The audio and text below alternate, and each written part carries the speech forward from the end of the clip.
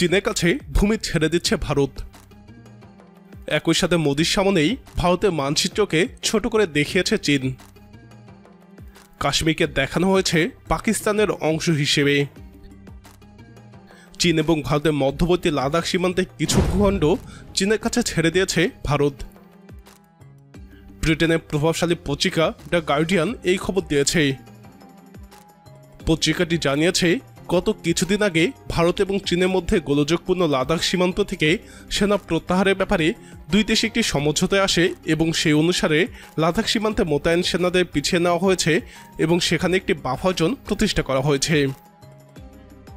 স্থানীয় লোকজন এবং নির্বাচিত জনপ্রতিনিধিরা গার্ডিয়ানকে বলেছেন, আগে ভারত যে এলাকা নিয়ন্ত্রণ করত সেখানেই এই বাফার জোন প্রতিষ্ঠা করা হয়েছে। এজন্য ভারতীয় সেনাদেরকে বিতর্কিত সমস্ত জায়গা ছেড়ে দিয়ে পিছিয়ে যেতে বলা হয়েছে এবং সেই জায়গায় এখন চীন সেনা মোতায়েন করছে। এর আগে 2021 সালে অন্য এক চুক্তির আওতায় ভারত সীমান্তে বেশ কিছু এলাকা চীনের কাছে ছেড়ে দেয়।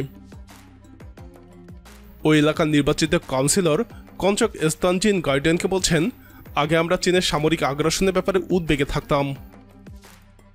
এখন ভারত সরকার আনন্দের সাথেই চীনের কাছে আমাদের ভূমি ছেড়ে দিচ্ছে।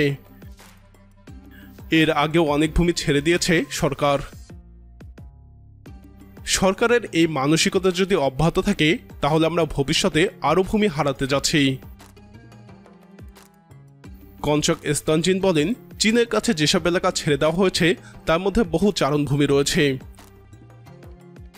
এভাবে যদি ভূমি ছেড়ে দেওয়া অব্যাহত থাকে তাহলে তা আমাদের পশুচারণ এবং প্রধান জীবিকার উপর নেতিবাচক প্রভাব ফেলবে। গত সপ্তাহে ভারতের প্রধান বিরোধী দল কংগ্রেসের নেতা রাহুল গান্ধী অভিযোগ করেছিলেন যে প্রধানমন্ত্রী নরেন্দ্র মোদী কোনো রকমের যুদ্ধ করা ছাড়াই চীনের কাছে 1000 বর্গ কিলোমিটার এলাকা ছেড়ে দিয়েছেন। তিনি সরকারের কাছে জানতে চান কিভাবে চীনের কাছ থেকে এই ভূমি পুনরুদ্ধার করা সম্ভব হবে। এদিকে সাংহাই কোঅপারেশন সম্মেলনে চীনের পক্ষ থেকে যে মানচিত্র প্রকাশ করা হয়েছিল সেখানে ভারতের মূল ভূখণ্ড থেকে বাদ দেওয়া হয়েছে অরুণাচল প্রদেশ এবং লাদাখকে। এমনকি কাশ্মীরকেও দেখানো হয়েছে পাকিস্তানের অংশ হিসেবে। স্বাভাবিকভাবেই বিতর্ক তৈরি হয়েছে এই ঘটনায়। পাশাপাশি চীনের এই প্রবণতাকে মারাত্মক বলেও মনে করছে ভারতীয় মহল।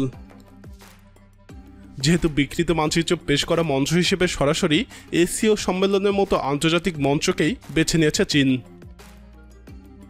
আরও বিস্ময়কর বিষয় হল, ওই সম্মেলনের মঞ্চে উপস্থিত ছিলেন খোদ ভারতের প্রধানমন্ত্রী নরেন্দ্র মোদী। চীন তরফে যে মানচিত্র প্রকাশ করা হয় সেখানে ভারতকে দেখানো হয়েছে একটি অতি ক্ষুদ্র দেশ হিসেবে।